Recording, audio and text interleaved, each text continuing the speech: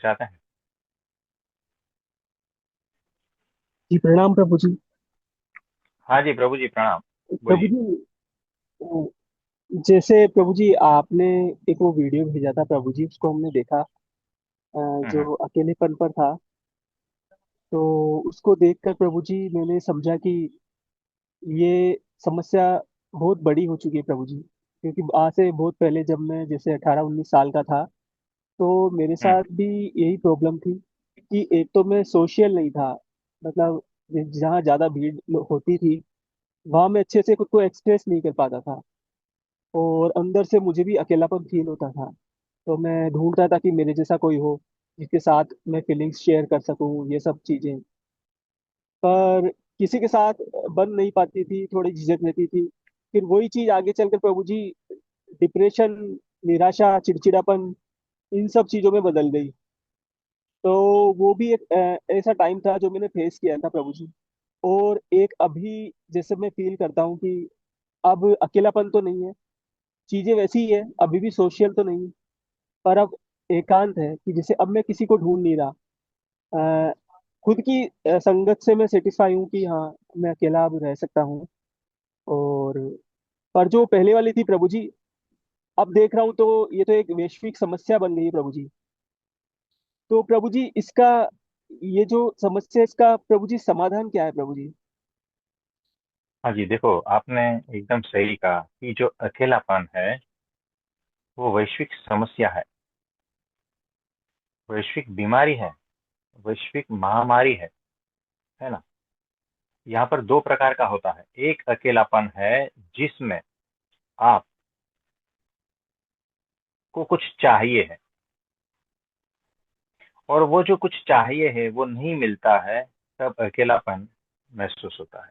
चाहे वो कुछ भी हो, बाहर की चीज हो, इमोशनल चीज हो, कुछ भी हो, है ना। तो वो जब नहीं मिलता है तब आप अकेले फील करते हो। और दूसरा एक ऐसा है जिसको आप दूसरा कुछ नाम दे सकते हो। वो अकेलापन ऐसा है कि जिसमें आपको कुछ ऐसा मिल गया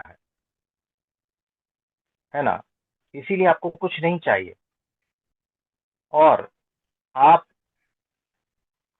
अपने में ही इतने भरे भरे हो कि उसको और किसी चीज की जरूरत नहीं है, इसीलिए आप अकेले हो, है ना। तो जो आनंद से भरा है अकेलापन, पॉजिटिव अकेलापन है। और जो दुखों से भरा है, पीड़ा से भरा है, यातना से भरा है, वो जो अकेलापन है वो नेगेटिव अकेलापन है। आप समझे। तो नेगेटिव अकेलापन वैश्विक महामारी है, और पॉजिटिव अकेलापन बहुत ही रेयर होता है, बहुत ही कम होता है कि जिसको अपने में ही आनंद आता है और वो इसको एंजॉय करता है, अपने जीवन को एंजॉय करता है, सब कुछ एंजॉय करता है। भगवान ने इस पृथ्वी पर जो भी रचना की है सबको एंजॉय करता है। और वो एक अद्भुत घटना भी कहो और अद्भुत स्थिति भी कहो, ऐसी बात है। इसमें और कुछ पूछना चाहते हो? जी प्रभु जी, जैसे मैंने सुना था कि आप ध्यान योग मंदिर बनाने जा रहे हैं प्रभु जी। तो मैं ये पूछना हम्म। चाह रहा था कि क्या ये जो नेगेटिव अकेलापन है, जो ये वैश्विक समस्या बन गई है, क्या इसका समाधान भी हमको मिल पाएगा प्रभु जी वहाँ? हाँ जी, ये उसी के लिए तो है ना। देखो कैसा है कि यहाँ पर 17% या 20% ही अकेले हैं, और वो नेगेटिव वाला अकेलापन है। जो दुखी है, पीड़ा है, तकलीफ में है, सारा कुछ समझो। एकमात्र समाधान है, वो है सत्पुरुष का सानिध्य। मतलब सत्पुरुष के साथ में रहते रहते वो अकेलापन हट जाएगा। वैसा माहौल, पॉजिटिव माहौल जो सत्पुरुष के आसपास है, वहां पर रहने से आपका पूरा का पूरा वो अकेलापन नष्ट हो जाएगा। आपके समस्या, पीड़ा, तकलीफ वो सारा जाएगा। तो ध्यान मंदिर जहां पर हर तरफ पॉजिटिव वाइब्रेशन है, एक ताजापन, एक खिलापन, एक आनंद, उत्साह, उमंग है और उत्सव का वातावरण है।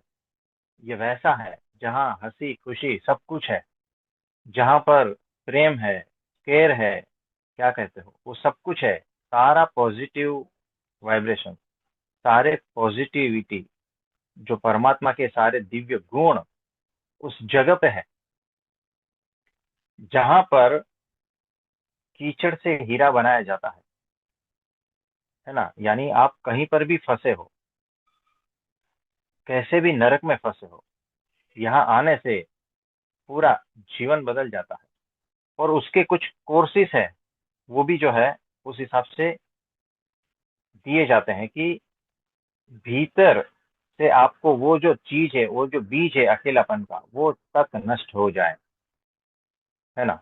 और एक हैंड होल्डिंग, पूरा सपोर्ट दिया जाएगा, जहां से पूरा का पूरा आपका जीवन ट्रांसफॉर्म हो जाता है ना। तो ये उस प्रकार का जो है एकमात्र, अगर कह लो तो वही सॉल्यूशन है। एकमात्र समाधान वो ध्यान मंदिर है। याद रखना, एकमात्र समाधान का जो स्थल है वो सत्पुरुष का सानिध्य है, ऐसे गुरु का सानिध्य है ना। तो हमारे गुरु जी भी वैसा ही है। उनके ऑरा में भी आप आ जाते हो ना, आपका पूरा का पूरा नेगेटिविटी खत्म हो जाता है, आपका अकेलापन खत्म हो जाता है, आपके भीतर वो जो वाइब्रेशन है हमारे गुरु जी के, वो पूरी की पूरी तरह उतर जाते हैं और आपका जीवन पूरी तरह से बदल जाता है। ये वैसा है। लोग कहेंगे कि अरे कैसे थे, मुर्दा जैसे थे और इतने जीवंत खिले खिले कैसे हो गए हो। ऐसा होता है। ये वो स्थान है। याद रखना, ये जो ध्यान मंदिर जो बनने जा रहा है वो स्थान है। इसमें और कुछ पूछना चाहते हो?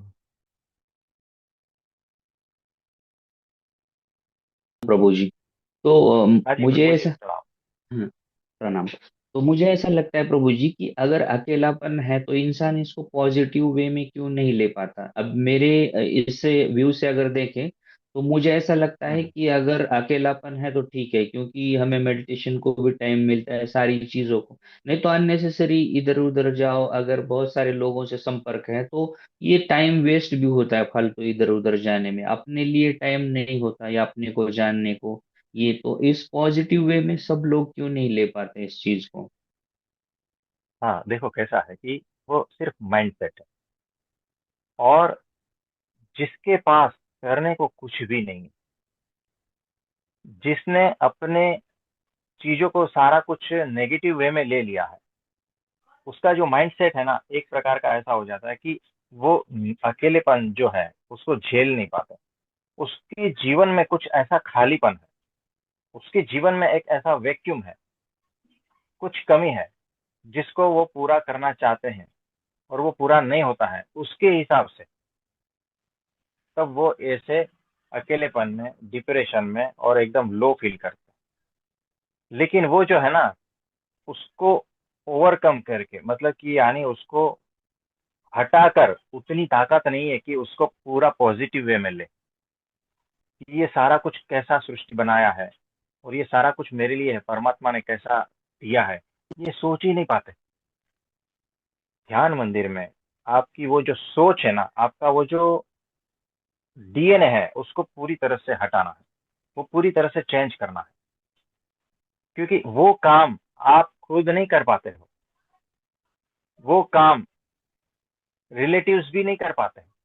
अगर वो अकेला हो गया है तो इसका ये मतलब है, पहले तो वो ग्रुप में था ना, पहले रिलेटिव्स के से ही तो घिरा था, बचपन से क्या था, फिर क्या हो गया अचानक कि वो ऐसा सब रिलेटिव से टूट गया है और अकेला हो गया है, क्या हुआ ऐसा, है ना। तो कुछ ऐसा हुआ है, उस चीज को जो है ना वहां पर पूरा बदला जाएगा, उस चीज के ऊपर काम किया जाएगा।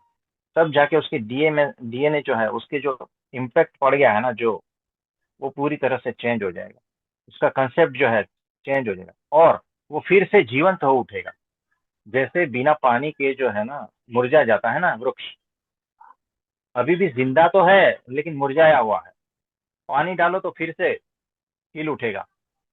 वैसा ही ध्यान मंदिर में उस तरह से उसको पानी डालते हैं, उस तरह से उसका केयर करते हैं, उस तरह से पोषण देते हैं, तो वो फिर से खिल उठेगा। और फिर वो इतना स्ट्रांग करते हैं कि बाद में कभी भी उसको किसी की जरूरत ही ना पड़े। वो अपने आप में, अपने स्वरूप में ही ऐसे स्थित हो जाता है कि हमेशा आनंद ही आनंद, वो परमात्मा का आनंद।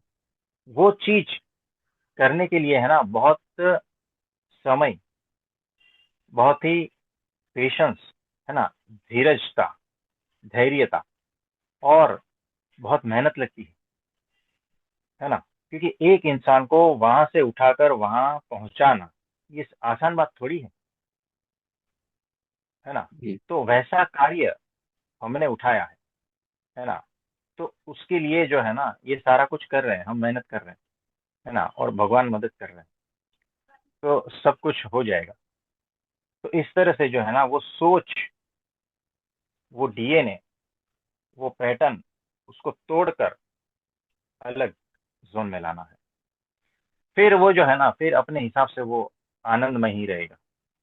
फिर हर चीज को है ना, वो पॉजिटिवली लेगा, है ना। कि वो अकेला है, क्योंकि उसको अकेला रहने का मजा आता है, उसको अपने साथ रहने का मजा आता है, उसको ये जो है ना, कोई डिस्टरबेंस नहीं चाहिए, इसीलिए उसको कुछ चाहिए नहीं, इसीलिए उसको वो आनंद में है। और जो नेगेटिव वाला है, उसको कुछ चाहिए है और नहीं मिल रहा है, इसीलिए वो अकेला है। बहुत डिफरेंस है, और वो वहां से उठाकर वहां पर पहुंचाना है हमें, इस तरह से कार्य होगा। प्रभु जी, यहाँ पे एक छोटी सी मुझे समस्या दिखाई देती कि जैसे अब हाँ जी। हर कोई इंसान कुछ ना कुछ काम कर रहा है, कोई जॉब कर रहा है, कुछ बिजनेस कर रहा है, तो ये प्रभु जी उनके लिए सिर्फ 4-5 दिन ही पॉसिबल हो सकते हैं वहां पे आने के लिए, छुट्टियां लेके हम्म। जॉब से वगैरह। तो इसमें वो कार्य हो पाएगा 4-5 दिनों में वगैरह? हाँ जी, डेफिनेटली। देखो कैसा है, एक बार आपने देखा होगा, हमने देखा है बहुत सारे लोग, इसका जो टेस्ट रहता है ना, वो टेस्ट 5 किलोमीटर दूर एक जगह है, वहां पर कुछ चाइनीज मिलता है, चाइनीज फ्राइड राइस। हमारा एक पेशेंट है, 5 किलोमीटर दूर जाता है, सिर्फ वो टेस्ट लेने के लिए।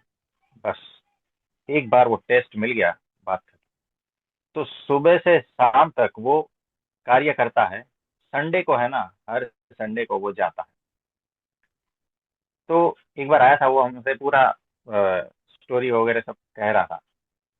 तो उसको टेस्ट आता, वहां उसको मजा आता, जैसे दारू पीने वाले को मजा आता है ना, वैसे। तो उसका नशा होता है। तो दारू पीने वाला क्या करता है कि कैसे शाम हो, कैसे मैं पी के मस्त हो जाऊं, बस। यानी हर वक्त चिंतन दारू का रहता। वैसे ही हर वक्त चिंतन उसको चाइनीज फ्राइड राइस का रहता, कि कब वो हफ्ता खत्म हो और ये सारी झंझट से मुक्त होकर मैं जाऊं। वैसे ही जो है ना, ये दिन भर काम करते रहो। यानी कुछ तो ऐसा है जहां पर मुझे शांति मिलती है, सुकून मिलता है, आनंद मिलता है, पॉजिटिव वे में कह रहे हैं, है ना। दारू वो एक नशा होता है जो डाउन कर देता है आपको। लेकिन ये जो शांति, ये जो सत्पुरुष का सानिध्य, गुरु का सानिध्य, और उस माहौल का सानिध्य, उसमें अगर 2-5 दिन भी रह गए ना, बात खत्म हो गई। तो वो बहुत चांस ऐसा है कि वो वापस नेगेटिविटी में नहीं जाएगा। आप समझे, यानी कि महीने में 1 आध 2 दिन भी अगर निकाल दिए ना, तो भी उसका काम हो गया। तो इस तरह से भी जो है ना, वो छोटे छोटे कोर्सेज जो है डिजाइन, तो उसको भी अगर वो कर लेगा, तो भी उसका लाइफ जो है ना, धीरे धीरे बदलता जाएगा, 1 साल 2 साल में वो पहुंच जाएगा। ये इस तरह से होने वाला है। जी, मतलब जिसके पास जितना समय है अभी वो निकाल सकता है, उतने दिन के लिए हाँ। आके शुरू कर सकता है। हाँ, डेफिनेटली। तो जिसका जैसा बजट, जिसकी जैसी मतलब कि समय, और जिसका जैसा रुचि, और उस हिसाब से, तो वैसा है। क्योंकि हमने नोटिस किया है कि सिर्फ फोन पे ये नहीं होता, उसको एडमिट करना पड़ता है ना। किसी को बुखार आया है, और फोन पे बता दिया कि भाई डोलो ले लो, तो खा लिया, खत्म हो गया। दूसरे दिन वापस आया, फिर ले लो। फिर तीसरे दिन तो डॉक्टर को डाउट जाता है कि कुछ ना कुछ तो उसको रिपोर्ट वगैरह करना पड़ेगा, कुछ तो गड़बड़ है। इसीलिए वो रिपोर्ट करवाते हैं। फिर उसमें कुछ गड़बड़ दिखती है तो फिर उसको कहते हैं कि भाई चलो हॉस्पिटल ही करना पड़ेगा, नहीं तो फिर ये और बढ़ जाएगा। ऐसी तरह से जो वो अकेलापन है ना, और ऐसी बहुत सारी इमोशनल जो चीजें हैं जो व्यक्ति को कीचड़ में रखे हुए हैं, जो दुख पीड़ा समस्या में रखे हुए हैं, उसको वहां से उठाकर सीधा हॉस्पिटलाइज करना, यानी कि सीधा ध्यान मंदिर में ही भर्ती करना है। वहां पर उसका पूरा ट्रीटमेंट होगा और फिर वो एक पॉजिटिव जोन में आ जाएगा, है ना। उसकी सोच बदल जाएगी, उसका जीवन पूरा परिवर्तन हो जाएगा, उसका नजरिया बदल जाएगा, उसके भीतर वो जो एनर्जी आ जाएगी। और कैसा है कि हमारा सानिध्य और आशीर्वाद डायरेक्ट कांटेक्ट में रहेगा ना, उसके भीतर से बहुत सारा कुछ निकलता जाएगा, बहुत कुछ निकल जाएगा। ऐसे कचरे हट जाएंगे ना, मानो एकदम प्योर हो जाता है। वैसी साफ सफाई जो है ना वहां पर हो जाती है, जीवन पूरा बदल जाता है। इस तरह से जो है पूरा आयोजन है ना। तो 10 दिन भर्ती हो जाओ, 15 दिन भर्ती हो जाओ, महीना भर्ती हो जाओ, पूरा जब चेंज हो जाओगे तब जाओ। फिर अगर कुछ ऐसा लगता है वापिस आ जाओ, है ना। कुछ टाइम ऐसा करना पड़ेगा, फिर तो ऐसे स्वतंत्र हो जाओगे, ऐसे मजबूत हो जाओगे कि दुनिया आपको हिला नहीं पाएगी। आप ऐसे हो जाओगे हर्ष, उल्लास, आनंद से भरे भरे कि लोग आपको देख के है ना उसके जीवन परिवर्तन होने लगेंगे, वैसे हो जाओगे। यानी ये छोटी बात नहीं है ना। जो लोग आपको बोलते भी नहीं थे, जो बुलाते भी नहीं थे, वो आपके पीछे पीछे घूमेंगे, वैसा परिवर्तन आ जाएगा। तो इस तरह से पूरा आयोजन है। और कुछ? जी प्रभु जी, तो ये बहुत अच्छी बात है प्रभु जी, क्योंकि लाइव गुरु के सत्संग वहां पे आपके डायरेक्ट कांटेक्ट में भी आ सकते हैं लोग, और जल्दी से उनका रूपांतरण हो सकता है। क्योंकि अगर बाहर की बात करें हमें, तो बाहर जो भी गुरु है उनका तो मतलब उनको कांटेक्ट भी नहीं हो पाता और कुछ भी नहीं। यहाँ तो सब उल्टा है, मतलब डायरेक्ट आपके कांटेक्ट में आ सकते हैं लोग। तो ये बहुत अच्छी बात है प्रभु जी। तो हाँ इससे जी। निश्चित ही कल्याण हो सकता है। हाँ, तो ये ऐसा ही है कि, और ये देखो, एक जीव जो नरक में सड़ रहा है, जो पीड़ित है, जो दुखी है, उसको वहां से निकाल कर परमात्मा के जोन में रखना, ये छोटी बात नहीं है। और ऐसा अगर कर दिया ना एक जीव के लिए, तो भी जो है ना आपको पूरा ब्रह्मांड को बचाने का पुण्य मिलता है। मुझे एक बात बताओ, एक चींटी को जब मारते हो तो पाप लगता है, जितना भी है पाप लगता है, ठीक है। एक जीव को हत्या की। फिर एक बकरी को मारते हो तो और बड़ा पाप लगता है। फिर एक गाय को मारते हो, और बड़ा गौहत्या का पाप लगता है। एक जीव को मार दिया ना आपने। अब 1000 गाय को बचाते हो तो कितना पुण्य होता है। मतलब कि किसी भी आपदा से आपने 1000 गायों को बचाया, कितना बड़ा पुण्य होता है। और मनुष्य को बचाया कितनी बड़ी आपदा से, तो बहुत बड़ा पुण्य होता है ना। वैसे पूरी पृथ्वी को बचाया तो कितना पुण्य होता है।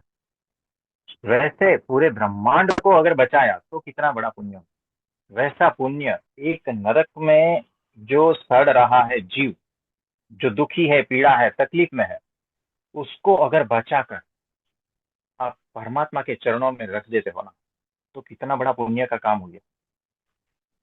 भगवान को ये पसंद है, भगवान इससे राजी होते हैं। भगवान और गुरु जो है, सत्पुरुष जो है ना, इससे प्रसन्न होते हैं। यानी वो जीव का तो कल्याण हो ही गया समझो। और ऐसे अनंत जीवों को जब बचाते हो तो आप कौन सी कैटेगरी में आते हो बताओ। ये तो महात्मा है लेवल ना। हो गए हैं प्रभु जी। तो जो भी है उससे कुछ नहीं है, लेकिन बात क्या है कि उस जीव को वहां से उठाकर वहां पहुंचाना, है ना। उससे बड़ा जीवन में सेटिस्फेक्शन कुछ भी नहीं। उससे बड़ा कोई भी जो है ना तृप्तता नहीं है। याद रखना, किसी को आप 2 दिन से भूखा है, खाना खिला दो ना, फिर उसकी आंखों में देखो, उसके आंसू को देखो, आपको भीतर यहाँ पर फील होगा कि आपने क्या किया है ना। वो जो तृप्तता है, वो जो धन्यता का भाव है ना, वो जीवन में वो लाना जरूरी जी। है ना। तो एक जीव कहाँ था, कहाँ फंसा था, उसको बचाया। आपने देखा होगा जंगल में कुछ इस तरह से जानवर फंस जाते हैं, कहीं 2 पेड़ के बीच में फंस गया, या कहीं खड्डे में गिर गया, या जो भी है, 2 दिन तक वहां फंसा रहा, और फिर अचानक आप जाते हो, और फिर उस आपको दया आ जाती है ना, ये बेचारा जीव, उसको बचाते हो आप, और फिर वो जो है उसकी खुशी देखो, उसकी राहत देखो, उसका जो सुकून है ना, वो देखो। उसको देख कर जो है ना, भले वो जानवर है, आपको कुछ भी नहीं दे पाता, कुछ भी नहीं उसकी औकात है आपको देने की, फिर भी आपको जो मिलता है ना, वो देता है। वो यहाँ पर फील होता है, यहाँ पर आपकी जेब में फील नहीं होता है, आपके हृदय में फील होता है, आपके जीवन में फील होता है। एक जीव को बचाया ना, इतना इतना अद्भुत पुण्य मिलता है। वैसे ही एक जीव जो है, ये अकेलापन से जूझ रहा है, ये और भी बहुत सारी तकलीफों में है ना, जैसे डिप्रेशन में है, बहुत कुछ है। हमने देखे हैं बहुत सारे पेशेंट भी है जो है इस तरह से है। उसको अगर वहां से उठाकर आपने सुख दिया, शांति दी, और उमंग, उत्साह, आनंद दिया, तो ये छोटी बात नहीं है। याद रखना, परमात्मा की नजर में ये छोटी बात नहीं है। और उसका जो है ना, वो यहाँ पर आपको जो मिलेगा ना, उससे बड़ी कोई बात भी नहीं है ना, जी। उससे कोई बड़ी बात नहीं है। तो प्रभु ये सारा कुछ, ये हम उसमें करने वाले हैं। जी। प्रभु हाँ जी जी। तो हाँ, इस पर एक मेरा आखिरी सवाल था प्रभु जी कि ये जो करने की आपको प्रेरणा मतलब कैसे मिली प्रभु जी, इस पर कुछ बताइए। मतलब क्यों लगा आपको कि ये सब करना जरूरी है, और कैसे मतलब ये प्रेरणा हुई आपको?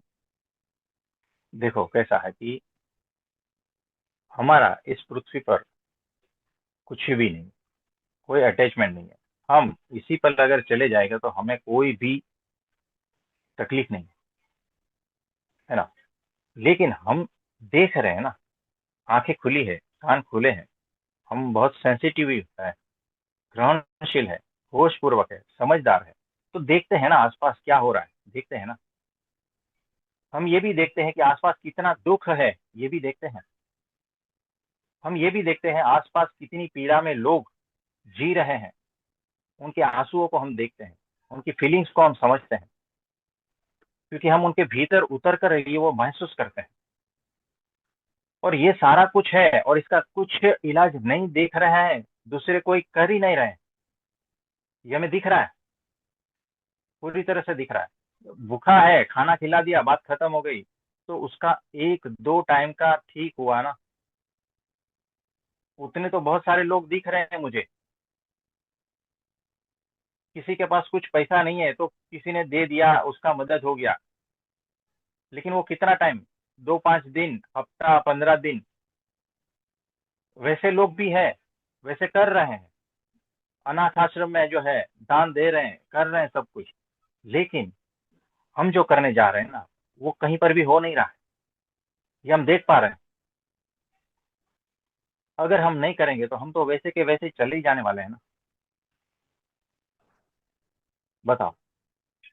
यानी ये जो है, ये वहीं से ही तो आती है ना प्रेरणा, होश, समझदारी, और चीजों को देखो ना, ऑब्जर्व करो ना, सेंसिटिविटी, दुखों को अनुभव करो ना दूसरे के। ये होता है, वहां से प्रेरणा आती है। और भगवान स्वयं, हमारे गुरु स्वयं वो प्रेरणा देते हैं, है ना, तो माध्यम बनाते हैं, तो होता है, करने वाले तो वही है ना। तो अगर हम नहीं करेंगे तो भगवान और किसी को भेजेगा। जी। है ना। तो भगवान की प्रसन्नता हम क्यों न ले। मेरे गुरु, मेरे परमात्मा जब राजी हो जाए, प्रसन्न हो जाए, तो उससे बड़ी मेरे लिए क्या बात है ना। तो ये सारा कुछ इस तरह से है। बाकी की बातें जो है हम अगले टाइम करेंगे। जी। आप सभी का नमस्ते, प्रणाम। प्रणाम प्रभु जी। हाँ जी, प्रणाम।